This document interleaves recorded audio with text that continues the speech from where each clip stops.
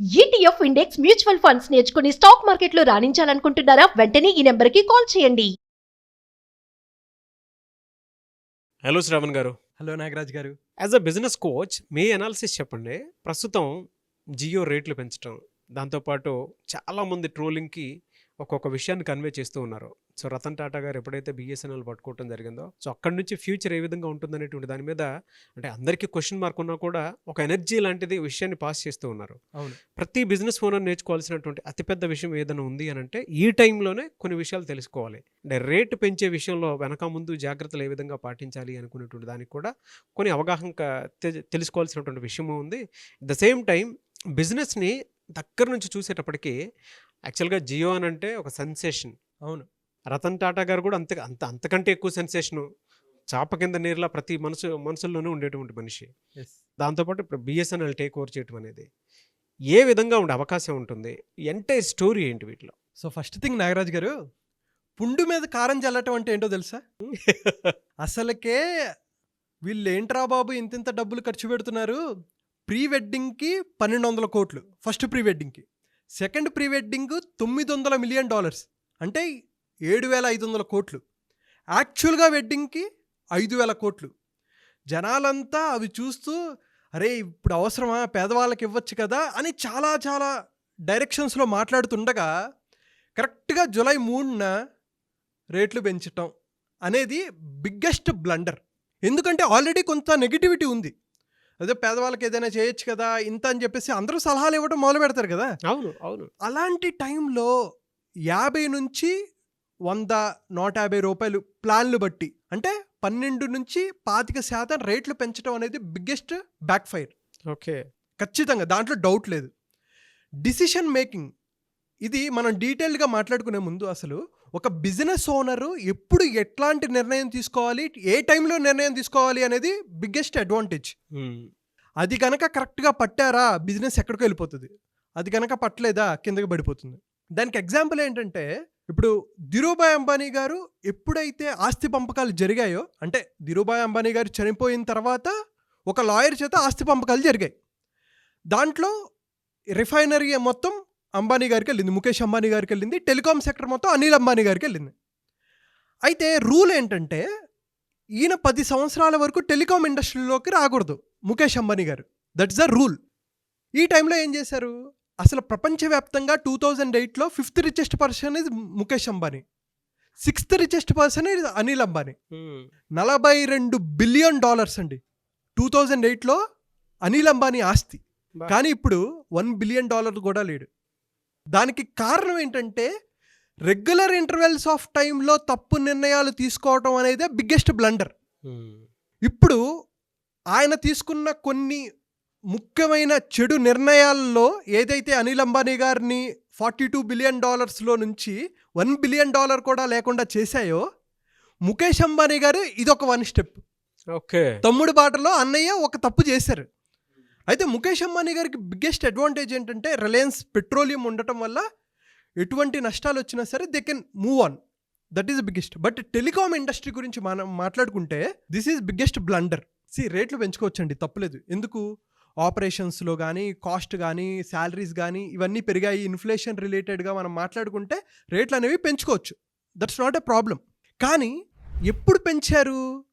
వీళ్ళు అద్భుతంగా వివాహం చేస్తున్న సమయంలో జనాలంతా ఏమన్నారంటే అరే నా డబ్బులారా వీడు తీసుకునేది, ఈ డబ్బులను తీసుకొని పెళ్లి చేస్తున్నారా అని చెప్పేసి ఎమోషనల్గా చాలా కోపానికి గురైపోయారు.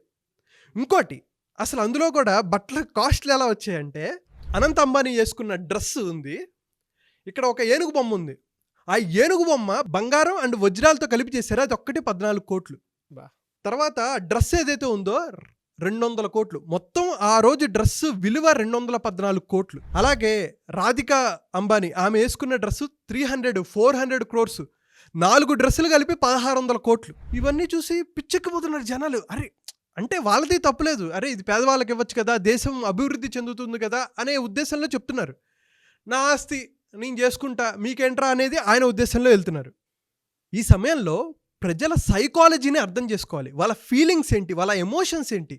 ఆ ఎమోషన్స్కి నెగిటివ్గా వెళ్ళారు కాబట్టి ఇంత బ్యాక్ ఫైర్ అయింది. 15 డేస్లో 2.5 lakh మెంబర్స్ బిఎస్ఎన్ఎల్కి పోర్ట్ అయిపోయారు బా 15 డేస్లో 2.5 lakhs. అసలు యాక్చువల్గా మార్కెట్ కనుక చూసుకుంటే 35% జియో హ్యాండిల్ చేస్తుంది, 30% ఎయిర్టెల్, 23% విఐ వోడాఫోన్ ఐడియా, 12% మాత్రమే బిఎస్ఎన్ఎల్ చేస్తుంది. అయితే ఎప్పుడైతే జియో రేట్లు పెంచారో నేను పెంచుతా అని విఐ వాళ్ళు పెంచారు, ఎయిర్టెల్ వాళ్ళు పెంచేశారు. ఈ ఎయిర్టెల్ వాళ్ళకి సొంత నిర్ణయాలు తీసుకోవడం రాదు. జియో వాడు ఏం చేశాడు, కాపీ కొట్టి ఎగ్జామ్ రాసేవాళ్ళు వీళ్ళు. సో జియో పెంచేసరికి నేను పెంచేస్తా అని చెప్పేసి పెంచేశారు. ఏమైంది చివరికి, అరే అందరూ పెంచారు కదా నేను బిఎస్ఎన్ఎల్కి మూవ్ అవుతానని చెప్పి కొంతమంది ఎమోషనల్ డిసిషన్స్ తీసుకున్నారు, మూవ్ అయ్యారు. ఇంకా కొంతమంది మూవ్ అవ్వకపోవడానికి గల కారణం ఏంటంటే అంత ఈజీ కాదండి. First of all BSNL Jio కానీ ఎయిర్టెల్తో కంపీట్ చేసే పరిస్థితుల్లో లేదు యాజ్ ఆఫ్ నౌ. ఎందుకంటే ప్రతి ఒక్కరికి ఇప్పుడు కూడు గుడ్డ తిండి ఎలాగైతే ఇంపార్టెన్స్ అయిపోయాయో ఫోను ఇంటర్నెట్ అనేవి కూడా అంత ప్రజల భాగం అయిపోయింది, బ్లడ్లోకి వెళ్ళిపోయింది. ఇంటర్నెట్ లేకుండా ఏది జరగని పరిస్థితి. అయితే వీడియో స్ట్రీమింగ్ ఎక్కువ జరుగుతుంది, దానికి 4G 5G స్పీడ్ అనేది చాలా ఇంపార్టెంట్. అయితే బిఎస్ఎన్ఎల్ ఇక్కడ ల్యాక్ అయింది, అంత పవర్ఫుల్గా లేదు. ఎందుకంటే ప్యూర్గా ఇంటర్నెట్ మీద వర్క్ చేసేవాళ్ళు ఐటీ ఎంప్లాయీస్ కానీ లేకపోతే కొన్ని కంపెనీస్ కానీ వీళ్ళు బిఎస్ఎన్ఎల్ని ఆప్ట్ చేసుకునే పరిస్థితులు లేరు. ఎందుకంటే నాకు డబ్బుల కన్నా ఇంపార్టెంట్ ఏంటంటే స్పీడ్ అండ్ కనెక్టివిటీ ఈ పరిస్థితిలో. కాబట్టి బిఎస్ఎన్ఎల్ ఇక్కడ ఒక ఆపర్చునిటీని గ్రాప్ చేసుకోవాలి. సో ఫస్ట్ థింగ్ ఏంటి, ఎప్పుడు ఎలాంటి నిర్ణయం తీసుకోవాలి, ఎలా నిర్ణయం తీసుకుంటే జనాల సైకాలజీ ప్రజల సైకాలజీ మీద మనం బిహేవ్ ఎలా పడుతుంది అనేది అర్థం చేసుకోవాలి. That is one thing. And second thing, మనకు అవకాశాలు వస్తూ ఉంటాయి. ఇప్పుడు బిఎస్ఎన్ఎల్ గోట బిగ్గెస్ట్ ఆపర్చునిటీ. అసలు బిఎస్ఎన్ఎల్ పెట్టినప్పుడు 2001 నుంచి 2008 వరకు 46,000 కోట్ల ప్రాఫిట్ వచ్చింది. బా ఒక్క సంవత్సరంలో 10,000 కోట్లు ప్రాఫిట్ వచ్చింది. ఇది సెంట్రల్ గవర్నమెంట్ మొత్తం గవర్నమెంట్ది కాబట్టి ఈ రాజకీయ నాయకులు అందరూ ఈ కరప్టెడ్ వాళ్ళందరూ దాని మీద పడ్డారు. దాంట్లో ఫస్ట్ పడిన వ్యక్తి ఎవరంటే దయానిధి మారన్. ఏం చేశాడు, 330 ఇంటర్నెట్ స్పీడ్ మొత్తం తన ఇంటికి పెట్టుకొని తన సన్ టీవీ దానికన్నిటికీ పంపించుకున్నారు. అదొక పెద్ద బ్యాక్ ఫైర్ అయింది. తర్వాత ఏ రాజా అనే ఒక వ్యక్తి ఏం చేశాడు, 176,000 కోట్లు స్కామ్ జరిగింది, 2G స్కామ్. దీనివల్ల ఏమైపోయింది, ఇప్పుడు పరిస్థితి చూసుకుంటే 2023లో బిఎస్ఎన్ఎల్ 8,000 కోట్ల లాస్లో ఉంది. సో ఇలాంటి సమయంలో టాటా లాంటి ఒక విప్లవం, రతన్ టాటా గారు లాంటి ఒక వ్యక్తి 15,000 కోట్లు ఇన్వెస్ట్ చేస్తున్నారు అని, అండ్ దీన్ని ఇంకా ప్రాసెస్ని ముందుకు తీసుకెళ్ళడానికి టీసీఎస్ లాంటిది దిగింది అనేసరికి ప్రజలకు ఊరట. అండ్ ఇంకోటి ఏంటంటే మన దేశ అభివృద్ధికి కూడా ఇది ఉపయోగపడుతుంది అనేది ఒక ఎమోషనల్. సో ఇక్కడ ఎమోషనల్గా డిప్రవ్ అయిపోయారు. ఎందుకంటే నేను దీంట్లో వాడుకుంటే వీళ్ళు పర్సనల్గా వాడుకుంటారు డబ్బులు అనేది ఒకటి. అరే నేను బిఎస్ఎన్ఎల్లో చేయటం వల్ల ఒక కంట్రీ ఎకానమీ బెటర్ అవుతుంది, నాకు ఇష్టమైన వ్యక్తి రతన్ టాటా గారు లాంటి ఒక వ్యక్తి దీంట్లో ఇన్వెస్ట్ చేస్తున్నారు అనేది ఒకటి. ఇంకోటి ఏంటంటే బ్యాక్ ఫైర్, జియో ఎప్పుడైతే వచ్చిందో టాటా డొకోమోని తొక్కి పడేసింది. రతన్ టాటా గారు ఇన్వెస్ట్ చేయడానికి వన్ ఆఫ్ ద రీజన్ అది. ఓకే, టాటా డొకోమోని అసలు కనుమరుగు చేసింది ఎవరంటే జియో. ఎప్పుడైతే ఫ్రీ ఇంటర్నెట్ అనగానే జనాలందరూ జియోకి వెళ్ళిపోయారు. 47 కోట్ల మంది సబ్స్క్రైబర్స్ జియో, 38 కోట్లు ఎయిర్టెల్, 20 కోట్ల మంది బిఎస్ఎన్ఎల్. వాళ్ళందరూ ప్లాన్లో వచ్చారు, మనకి ఫ్రీ అంటే చాలు కదా, ఎగురుకుంటే వెళ్తాము. అలవాటు చేశాడు, మంచిగా ఫ్రీ ఇంటర్నెట్ అలవాటు చేశాడు. ప్రపంచంలో ఇంత తక్కువ ధర ఇంటర్నెట్ ఎక్కడ ఇవ్వరు. ఈవెన్ దో ఇప్పుడు పెరిగిన రేట్లకు కూడా కంపేర్ చేసుకుంటే వేరే కంట్రీస్తో పోల్చుకుంటే Indian internet is very cheap comparatively చాలా కంట్రీస్తో పోల్చుకుంటే, ఈవెన్ దో డెవలప్డ్ కంట్రీస్తో పోల్చుకున్నా కూడా. సో ఇదంతా ఏంది, నేను ఒక స్టోరీ చెప్తా. 2016లో ఉన్నప్పుడు నేను ఇన్ఫోసిస్లో వర్క్ చేస్తాను. 1 GB నెల మొత్తానికి. అయితే మాకు వేరే ఇంటర్నెట్ ప్రొవైడ్ చేసేవాళ్ళు కాదు. వెంటనే డేటా వచ్చేది 1 GB వస్తే 400 MB 500 MB ఒకే రోజు రాత్రి అవగొట్టేసేవాళ్ళం. మిగతాదంతా ఏదో జాగ్రత్తగా నెలంతా నెట్టుకుంటూ వెళ్ళేవాళ్ళం. ఆ టైంలో రిలీజ్ చేస్తే అసలు 13,000 మంది ఉంటారనమాట అక్కడ ఎంప్లాయీస్ ఇన్ఫోసిస్ మైసూర్ క్యాంపస్లో. లైన్లు ఒరే బాబు ఇదేంటారా నాయన ఇంత జనం ఉంది. ఇంకా బయట పరిస్థితి నేను అర్థం చేసుకోగలను. ఫ్రీగా జనాలకి అలవాటు చేసి మంచి సబ్స్క్రైబర్ బేస్ పెంచుకున్నారు జియో. రేట్లు పెంచడం యాక్చువల్గా పెద్ద విషయం కాదండి, చాలా తక్కువ. నెలకి 50 రూపాయలు, 100 రూపాయలు, 150 రూపాయలు ఒక రకంగా ఆలోచించుకుంటే. కానీ ఎప్పుడైతే ఈ అంబానీ పెళ్ళికి నా డబ్బులు యూటిలైజ్ చేసుకుంటున్నారు అనే సైకలాజికల్ డ్రైవ్ ఉంది చూసారా, that is the biggest backfire to Jio. Mukesh Ambani గారిని హేట్ చేస్తున్న వాళ్ళు కొంతమంది ఈ ఆపర్చునిటీని ప్రాపర్గా బిఎస్ఎన్ఎల్ యూటిలైజ్ చేసుకుంది. దీని కనుక మనం చేసుకుంటే పెద్దదవుతుంది. అండ్ ఇంకొక అడ్వాంటేజ్ ఏంటంటే న్యూరాలింక్. ఎలాన్ మస్క్ గారు కూడా ఈ ఇంటర్నెట్ని ఇవ్వడానికి, శాటిలైట్ ద్వారా ఇంటర్నెట్ ఇవ్వడానికి ఒక ఒప్పందం అనేది జరుగుతుంది అనేది డిస్కషన్ జరుగుతుంది. కొంతమంది ఏమో అయిపోయిందని, కొంతమంది ఇంకా క్లారిటీ లేదని చెప్పేసి డిస్కషన్స్ డిఫరెంట్గా జరుగుతున్నాయి. ఇంకా కనుక ఎలాన్ మస్క్ గారు, టాటా గారు దిగారంటే రచ్చ టెలికాం ఇండస్ట్రీ మొత్తం మామూలుగా ఉండదు, మిగతావన్నీ ఇంటికి వెళ్ళిపోవటమే. అయితే ఈ ప్రాసెస్ని పెట్టుకోవడానికి 1,20,000 టవర్స్ బిఎస్ఎన్ఎల్ వర్క్ చేస్తుంది. ఆల్రెడీ 9,000 టవర్స్ ఇన్స్టాలేషన్ అయిపోయింది.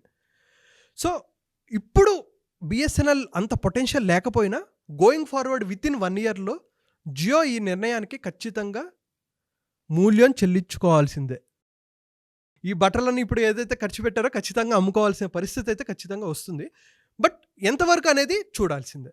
ఇంకా నాది నెట్వర్క్ బిఎస్ఎన్ఎల్ ఉంది. సూపర్ అండి, సూపర్. నేను ఇంకా మారలేదు, చూడాలి తర్వాత. బిఎస్ఎన్ఎల్ నేను స్టార్ట్ చేసినప్పటి నుంచి ఇప్పటి వరకు నా నైస్, ఫస్ట్ సిమ్మే అది, ఇప్పటికీ అదే కంటిన్యూ అవుతుంది. వండర్ఫుల్. అంటే బిఎస్ఎన్ఎల్ ప్రేమతోటి అలా ఉంచాను. సూపర్ అండి, సూపర్. అది పని చేసినా పని చేయకపోయినా ఎక్కడున్నా. కానీ ఒక టైంలో నేను బయటికి వెళ్ళాను అనమాట. ఎక్కడనంటే మేము మా టీం అందరం కలిసి ఒక అడవి ప్రాంతం లాంటి దాంట్లోకి వెళ్ళడం జరిగింది. మామూలుగా కొంచెం దూరం వెళ్తే పల్లెటూరులో బాగా వస్తుంది బిఎస్ఎన్ఎల్. ఆ ఏరియాలో ఏ నెట్వర్క్ పనిచేయలేదు. అవును. ఒక్క బిఎస్ఎన్ఎల్ నా సిమ్ను వాడి ఆ 5 days బతికాం మేము. సూపర్. ఆ టైంలో మాత్రం బాగా ఉపయోగపడింది. ఇంకా నాకు అక్కడ నుంచి గ్రాటిట్యూడ్ పెరిగింది. ఆ టైంలో నా మొబైల్ ఒక్కటే డిపెండ్ అయ్యి ఉంది. 12 మంది బయటికి వెళ్ళాము. 12 మందికి ఆ రోజుకి ఆ 5 daysకి అదే ఉపయోగపడింది మాకు. సో ఇక్కడ కీ లెర్నింగ్స్కి మనం చూసుకుంటే జియో, బిఎస్ఎన్ఎల్ ఇవన్నీ పక్కన పెట్టేస్తే ఏ బిజినెస్ ఓనర్ ఎప్పుడు నిర్ణయాలు తీసుకోవాలి అనేది బిగ్గెస్ట్ అడ్వాంటేజ్ అండి. కరెక్ట్గా ఆఫర్లు తీసుకోగలిగారు. ఎప్పుడు పెట్టాలి, ఎప్పుడు పెట్టకూడదు అనేటువంటి దానికి యాహూ పడిపోవడానికి కూడా కారణం ఎప్పుడు ఏం కొనాలి, ఎప్పుడు ఏం కొనకూడదో దానికి తెలియలేదు, అందుకనే యాహూ పడిపోయింది. అలాగే మీ బిజినెస్లో కూడా ఏ నిర్ణయం తీసుకున్నా డిసిషన్ మేకింగ్ అనేది చాలా ఇంపార్టెంట్. నాకు ఇన్ని డిగ్రీలు ఉన్నాయని చెప్పి కొంతమంది వెర్రవీగుతుంటారు, కానీ డిసిషన్ మేకింగ్ ఎప్పుడైతే క్లియర్ లేదో, ప్రజల సైకాలజీ ఎప్పుడైతే అర్థం చేసుకొని వాళ్ళ ఫీలింగ్స్కి తగ్గట్టు మనం ఎప్పటికప్పుడు అప్డేట్ అవుతూ ఉంటామో బిజినెస్ ఓనర్ సక్సెస్ అవుతాడు. అది జియో, బిఎస్ఎన్ఎల్ ఇవన్నీ పక్కన పెట్టేస్తే ఏ బిజినెస్లో అయినా సరే this is the key fundamental. So మీరేం నేర్చుకున్నారో అనేది కామెంట్ చేయండి. ఒక బిజినెస్ ఓనర్ సక్సెస్ అవ్వాలంటే ఎటువంటి మైండ్ సెట్ ఉండాలి, ఎటువంటి డిసిషన్స్ తీసుకోవాలనేది కూడా మీరు కామెంట్ చేయండి. జనరల్గా అంటే బిజినెస్ పాయింట్ ఆఫ్ వ్యూ నుంచి చూసేటప్పుడు మీ బిజినెస్లో గ్రోత్ ఏదైనా కావాలి అనుకుంటే, ప్రమోట్ అయ్యి ముందుకెళ్ళాలి అనుకున్నటువంటి వాళ్ళు ఎవరన్నా సరే, సో శ్రావణ్ వారణాసి గారి అపాయింట్మెంట్ తీసుకొని మీ బిజినెస్ ఏదున్నా సరే నెక్స్ట్ లెవెల్కి తీసుకువెళ్ళాలి అనుకుంటే స్క్రీన్ మీద శ్రావణ్ వారణాసి గారి కాంటాక్ట్ నెంబర్ కనిపిస్తుంది. దానికి మీరు కాల్ ఆర్ మెసేజ్ వాట్సాప్ చేసి వెంటనే అపాయింట్మెంట్ తీసుకోవచ్చు. మనం end to end services provide చేస్తామండి. అటు మార్కెటింగ్, సేల్స్, అకౌంట్స్, మొత్తం పీపుల్ మేనేజ్మెంట్, స్ట్రాటజీస్ అన్నీ చెప్తాము. సో ఖచ్చితంగా it is going to be a biggest advantage for any of the business owner. Thank you so much Shravan. Thank you so much Nagaraj గారు. సుమన్ టీవీలో మీ personal and business promotions కోసం కింది నెంబర్కి contact చేయండి.